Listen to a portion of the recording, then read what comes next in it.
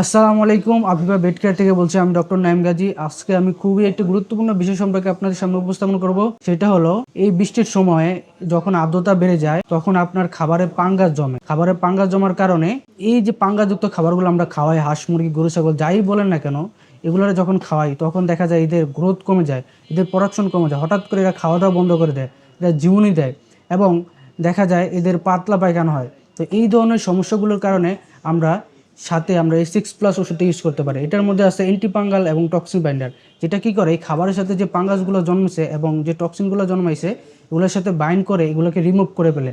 এবং তাহলে দেখা যায় যে হাঁস মুরগির গরু ছাগলের এই পাঙ্গাসজনিত আর সমস্যাগুলো হয় না। সমস্যাগুলো না হলে যে আপনার খামারটা যতটা ঠিক থাকবে এবং খামারে প্রোডাকশন ভালো হবে। তো যখন আপনারা এই ওষুধগুলো ব্যবহার করবেন অবশ্যই ডাক্তারের পরামর্শ নেবেন, কারণ ডাক্তারে সঠিক ডোজ এবং সঠিকভাবে পর্যবেক্ষণ করে এই ওষুধগুলো খাওয়াতে হয়। আবার খাবারের যথাযথ গুণগত মান ঠিক রাখার জন্য এই অ্যান্টিপাঙ্গাল যখন ইউজ করবেন খাবারের যথাযথ মানগুলো ঠিক থাকবে। কারণ যখন খাবারে পাঙ্গাস জমে তখন খাবারের পুষ্টি কমে যায়। তখন পুষ্টি কমে গেলে দেখা যায় এই খাবারগুলো খেলে আপনার মুরগি বা গরু ছাগলের কোনো আসলে লাভ হয় না। সাথে অ্যান্টিপাঙ্গালটা খাওয়ালে কী হয়, খাবারের গুণগত মানগুলো ঠিক থাকে এবং খাবারগুলো খাওয়ালে বিফলে যায় না। তো আপনারা সবাই এগুলো জেনে বুঝে পরামর্শ নিয়ে ডাক্তারের কাছে অবশ্যই এই 6+ ওষুধটা খাওয়াতে পারেন। তো সবাইকে আজকে ধন্যবাদ তখন আমাদের সাথে থাকার জন্য। আসসালামু আলাইকুম ওয়া রাহমাতুল্লাহ।